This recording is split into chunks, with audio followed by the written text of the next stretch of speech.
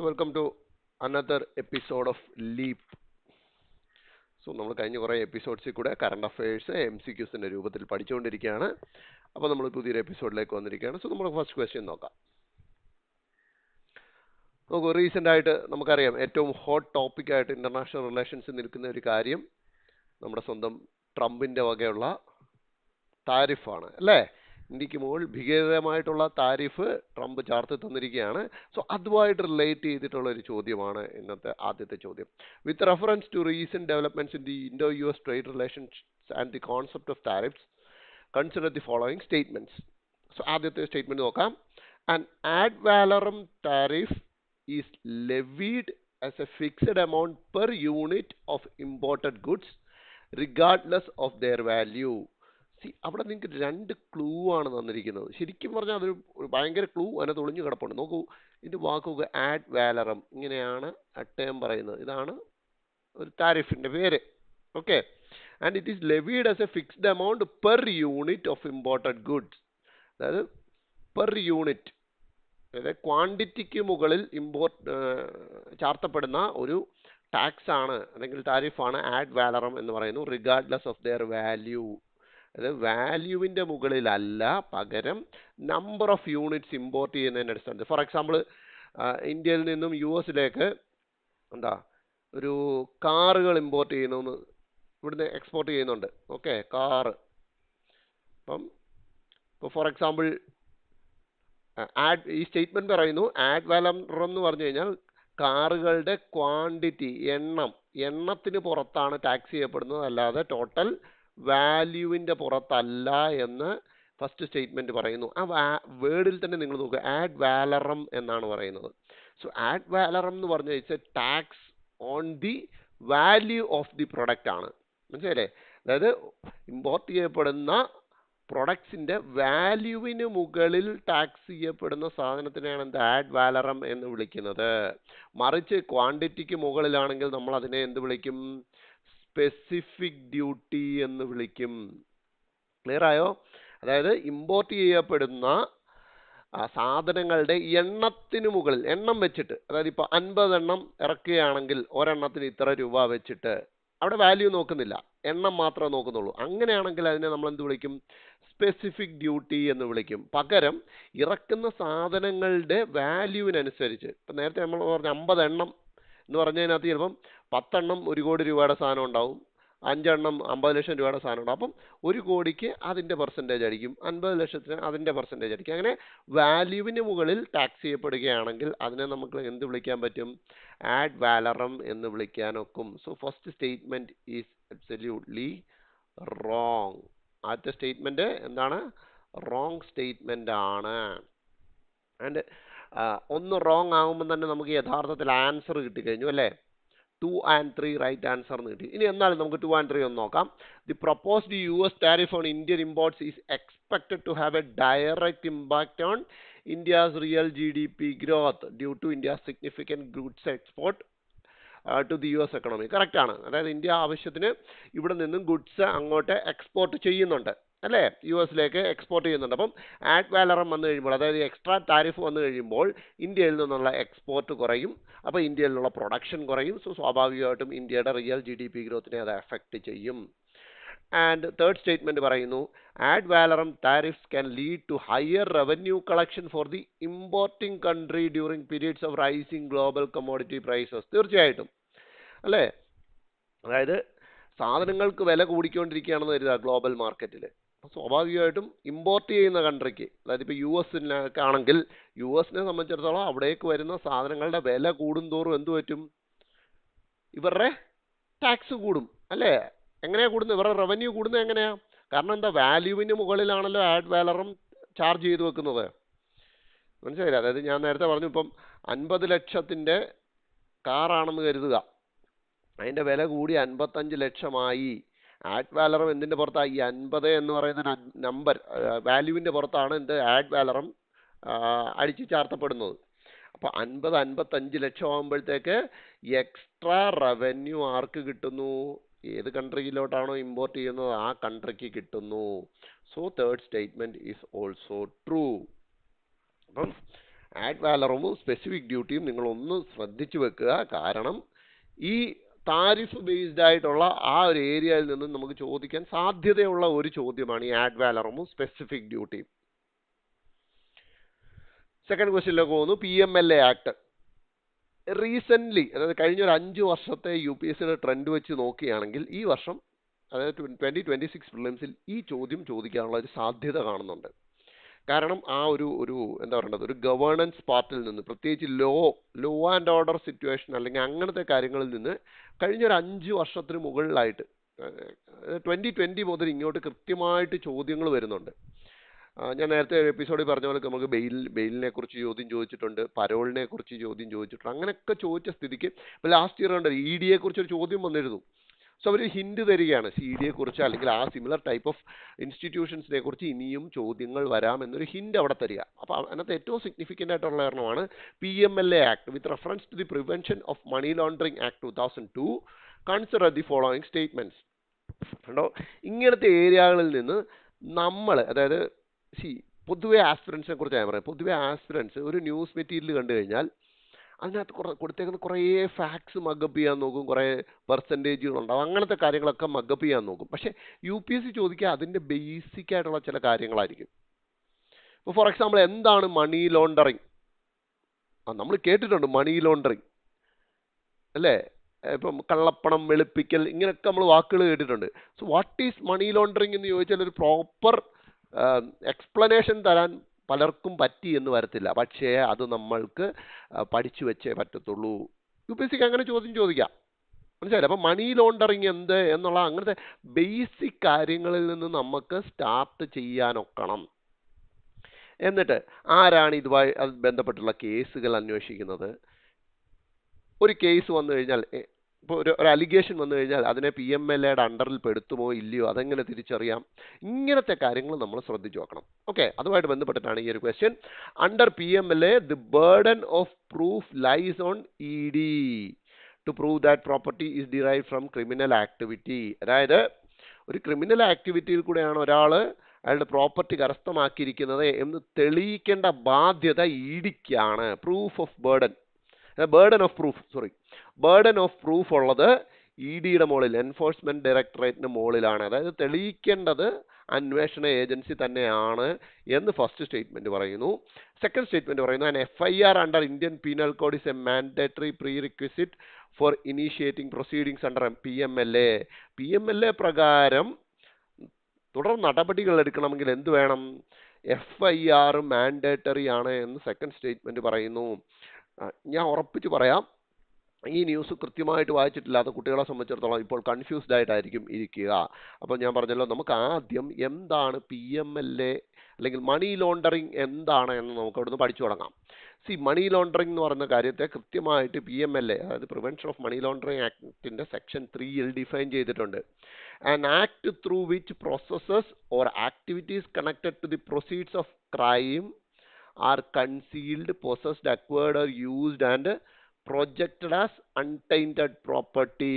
അതായത് ഒരു ക്രൈമിന്റെ ഭാഗമായിട്ട്, ഒരു ക്രൈമിലൂടെ നേടിയെടുത്ത പ്രോപ്പർട്ടി, മനസ്സിലായത്? ക്രൈമിലൂടെ നേടിയെടുത്ത പ്രോപ്പർട്ടി അതിനെ നല്ല മാർഗത്തിൽ കൂടെ നേടിയെടുത്തതാണ് എന്ന് പ്രൊജക്റ്റ് ചെയ്യുന്നു, കാണിക്കുന്നു. അങ്ങനെ കാണിക്കുന്ന തരം കാര്യങ്ങളൊക്കെ എന്തിൻ്റെ കീഴിൽപ്പെടും? മണി ലോണ്ടറിങ്ങിൻ്റെ കീഴിൽപ്പെടും. ഇപ്പോൾ ഫോർ എക്സാമ്പിൾ പറയുകയാണെങ്കിൽ, ഒരു ക്രൈമിൽ കൂടെ കിട്ടിയ കുറേ പണം, ആ പണത്തിനെ നമ്മൾ എന്താണ് രൂപം മാറ്റി ഞാൻ പ്രൊജക്റ്റ് ചെയ്യുന്നത് എന്താണ്? ഇതെനിക്ക് നേരായ മാർഗത്തിൽ കൂടെ കിട്ടിയ പണമാണ് എന്ന് ഞാൻ പ്രൊജക്റ്റ് ചെയ്യുകയാണെങ്കിൽ അത് മണി ലോണ്ടറിങ്ങിൻ്റെ കീഴിൽപ്പെടും.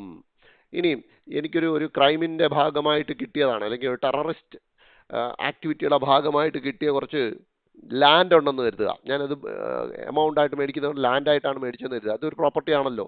സോ ഞാൻ പറയും എനിക്കിത് ലെജിറ്റിമേറ്റ്ലി കിട്ടിയതാണെന്ന് ഞാൻ കള്ളത്തെളിവുകൾ ഉണ്ടാക്കിയെന്ന് കരുതുക. അതും എന്തിൻ്റെ ഇടയിൽപ്പെടും? മണി ലോണ്ടറിങ്ങിൻ്റെ ഇടയിൽപ്പെടും. അപ്പം മണി ലോണ്ടറിങ് എന്താണെന്നുള്ള ഐഡിയ കിട്ടി. ഓക്കെ, ഇത്രയും കിട്ടിയ സ്ഥിതിക്ക് ബാക്കി 2 കാര്യങ്ങൾ നമ്മൾ അറിഞ്ഞിരിക്കണം. ബർഡൻ ഓഫ് പ്രൂഫ് എന്ന് പറയുന്നത് ഒരിക്കലും അന്വേഷണ ഏജൻസിയുടെ മുകളിലല്ല, but it is on the accused. ആരാണോ ഇതിൽ അക്യൂസ്ഡ് ആയിട്ടിരിക്കുന്നത് അയാളാണ് തെളിയിക്കേണ്ടത് എൻ്റെ പ്രോപ്പർട്ടി ഞാൻ ത്രൂ ലീഗൽ മെത്തേഡ്സിൽ കൂടെ അക്വയർ ചെയ്തതാണ്, അല്ലാതെ അതിന് മണി ലോണ്ടറിങ്ങിൻ്റെ അടിയിൽ പെടുന്നതല്ല. സോ ബേർഡൻ ഓഫ് പ്രൂഫ് ഒരിക്കലും ഇ ഡിയുടെ മുകളിൽ, അന്വേഷണ ഏജൻസിയുടെ മുകളിൽ അല്ല ഉള്ളത്. പകരം അത് ഉള്ളത് ആരുടെ മുകളിലാണ്? അത് ആരാണോ അക്യൂസ്ഡ് ആയിട്ടുള്ളത്, കുറ്റാരോപിതൻ ആരാണോ അയാളാണ് തെളിയിക്കേണ്ടത്. രണ്ടാമത്തെ കാര്യം, ഒരു FIR മാൻഡേറ്ററി അല്ല. മനസ്സിലായില്ലേ? FIR മാൻഡേറ്ററി അല്ല എന്ന് ആര് പറഞ്ഞിട്ടുണ്ട്? സുപ്രീം കോർട്ട് തന്നെ പറഞ്ഞിട്ടുണ്ട്. സുപ്രീം കോർട്ട് പറഞ്ഞിട്ടുണ്ട് FIR മാൻഡേറ്ററി അല്ല, പകരം ECIR എന്ന് പറയുന്ന കാര്യം ഉണ്ടാവണം എന്ന് പറഞ്ഞിട്ടുണ്ട്. അപ്പൊ എന്താണ് ECIR എന്ന് പറഞ്ഞു കഴിഞ്ഞാൽ? ഒന്ന് എക്സ്പ്ലനേഷൻ ഒന്ന് മനസ്സിൽ ചിന്തിച്ചു നോക്കൂ. ECIR എന്ന് പറഞ്ഞാൽ enforcement case information report. Enforcement case information report എന്നാണ് ECIRന്റെ ഫുൾ ഫോം നമുക്ക് പറയാം. അപ്പം ECIR ഉണ്ടായിരിക്കണം, പകരം FIR മാൻഡേറ്ററി അല്ല എന്നേ പറയുന്നുള്ളൂ. FIR വേണ്ട എന്നൊന്നും പറയുന്നത് FIR മാൻഡേറ്ററി അല്ല എന്നേ പറയുന്നുള്ളൂ. മൂന്നാമത്, മെയിനായിട്ട് എങ്ങനെ PMLA പ്രൊസീഡിങ്സ് സ്റ്റാർട്ട് ചെയ്യാമെന്ന് ചോദിച്ചാൽ ഒരു ഷെഡ്യൂൾഡ് ഒഫൻസ് അവിടെ നടന്നതായിട്ട് ബോധ്യപ്പെട്ടിരിക്കണം. മനസ്സിലായോ? ഷെഡ്യൂൾഡ് ഒഫൻസ് എന്ന് പറഞ്ഞാൽ എന്താ? an offense against state. സ്റ്റേറ്റിനെതിരെ.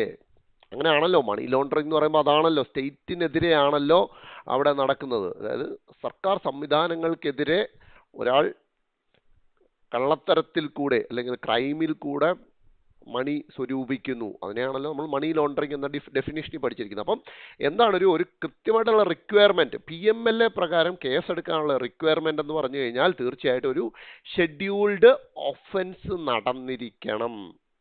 മനസ്സിലായില്ല? അപ്പൊ scheduled offence against the state നടന്നിട്ടുണ്ടെങ്കിൽ തീർച്ചയായിട്ടും PMLA പ്രകാരം കേസ് രജിസ്റ്റർ ചെയ്യാം.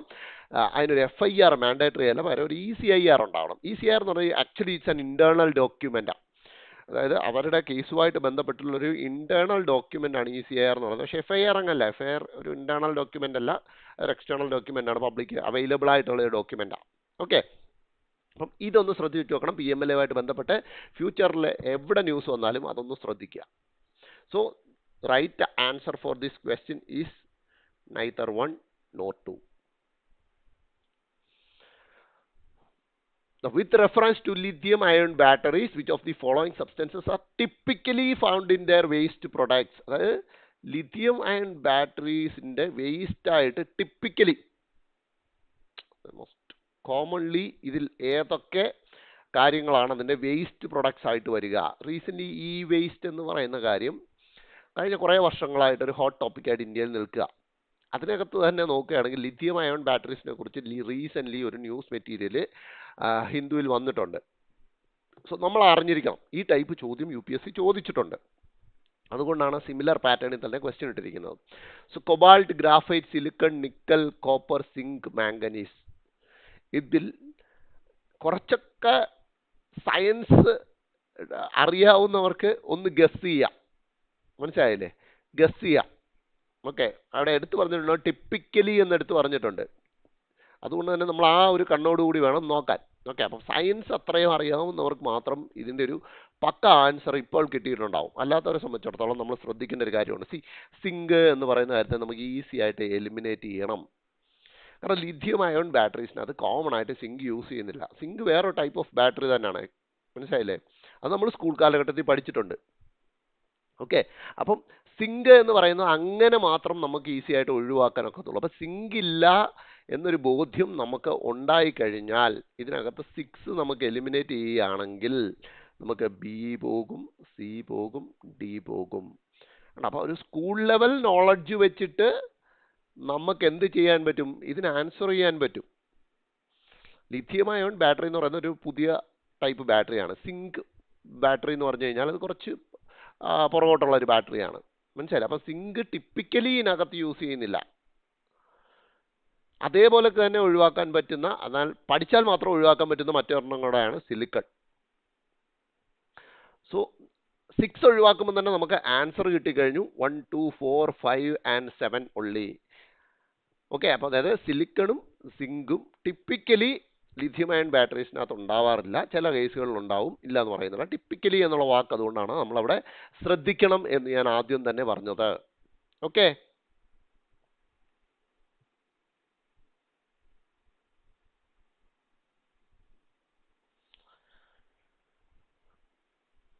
Next question. Which of the following agencies is responsible for conducting comprehensive annual modular survey?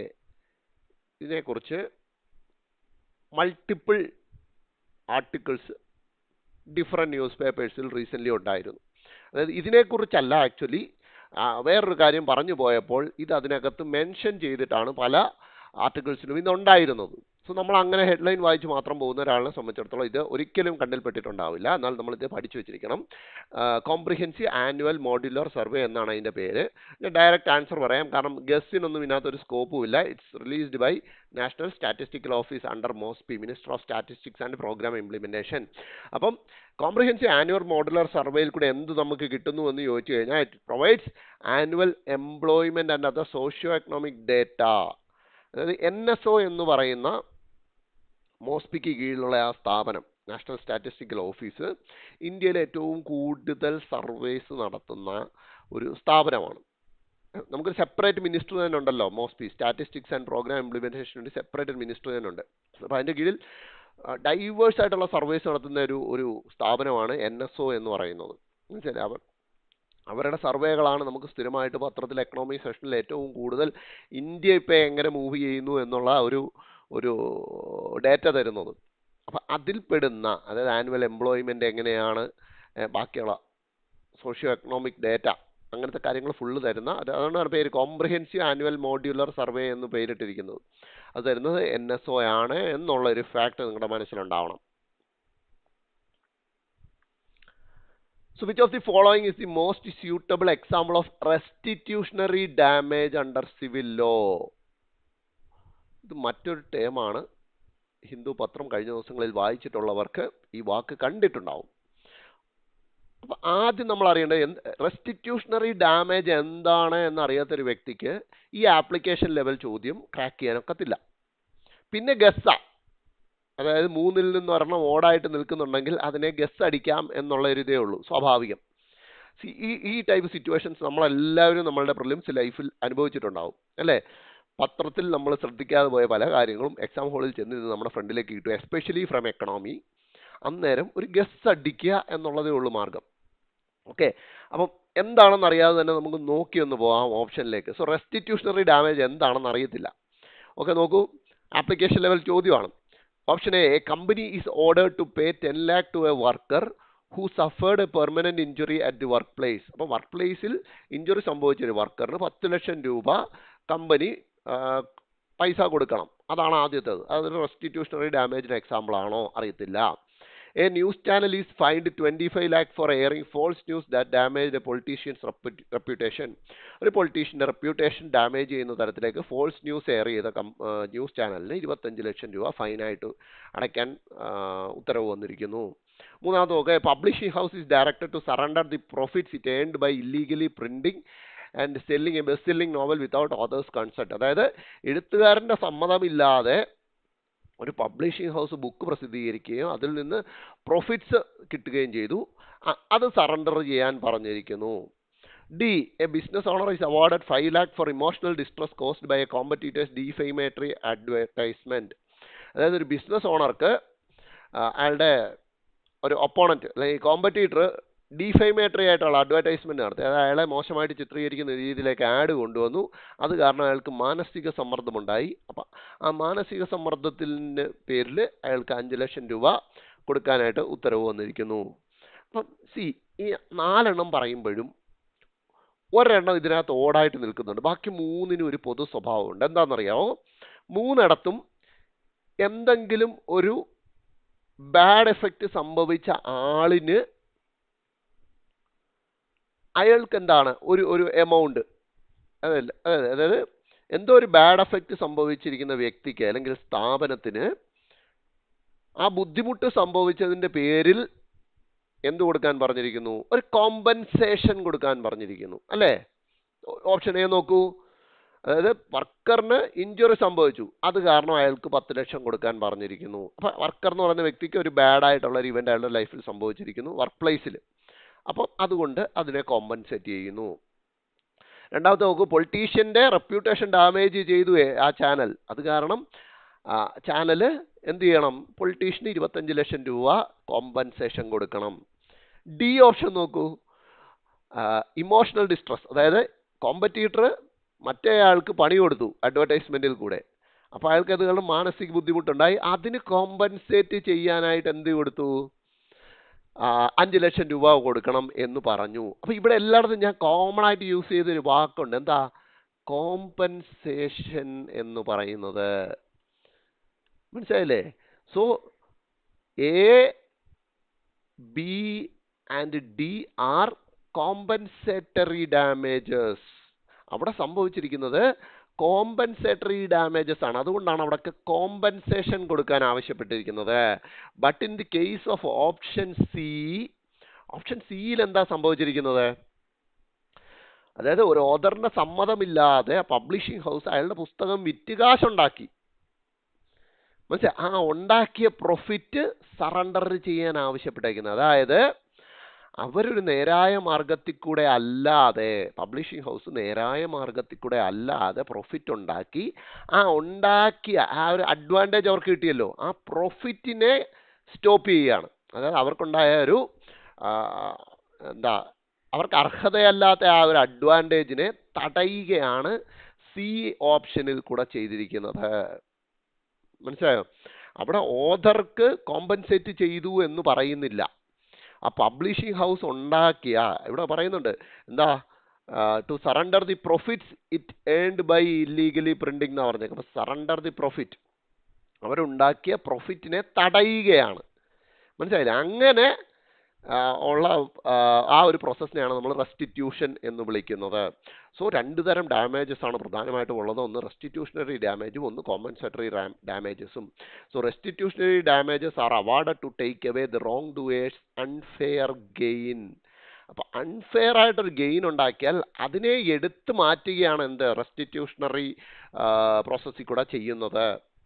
മനസ്സിലായോ?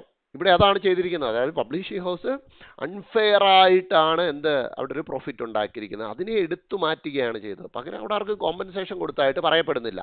അതേസമയം കോമ്പൻസേറ്ററി ഡാമേജ് എന്ന് പറഞ്ഞാൽ എന്താ, ഒരാൾക്ക് അയാളുടെ ലൈഫിൽ ഇപ്പോൾ നോർമൽ സിറ്റുവേഷനിൽ പോവുകയായിരുന്നെങ്കിൽ അയാൾക്ക് കിട്ടേണ്ട ഒരു എമൗണ്ട് ഉണ്ട്, അല്ലെങ്കിൽ കിട്ടേണ്ട ഒരു അഡ്വാൻറ്റേജ് ഉണ്ട്, അത് എന്തെങ്കിലും ഒരു കാരണം കിട്ടുന്നില്ല എന്നുണ്ടെങ്കിൽ അന്നേരം അതിനെ കോമ്പൻസേറ്റ് ചെയ്ത് കൊടുക്കുന്നതാണ് കോമ്പൻസേറ്ററി ഡാമേജ് എന്ന് പറയുന്നത്. ഓക്കെ, ക്ലിയർ ആയല്ലോ? ഈ ടൈപ്പ് ചോദ്യങ്ങൾ നമ്മൾക്ക് പ്രതീക്ഷിക്കാം. അപ്പം ഇത്രയും ക്ലിയർ ആയി എന്ന് കരുതുന്നു.